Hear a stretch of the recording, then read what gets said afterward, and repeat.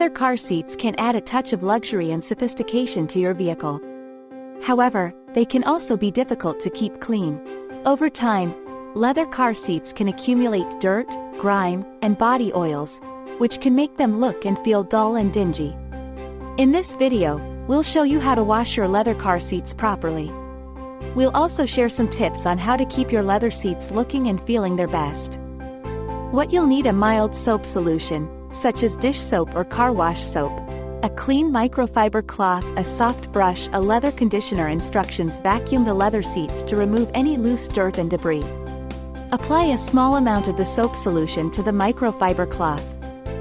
Gently wipe the soap solution onto the leather seats, using the soft brush to clean any hard-to-reach areas. Wipe the leather seats with a clean microfiber cloth to remove any soap residue.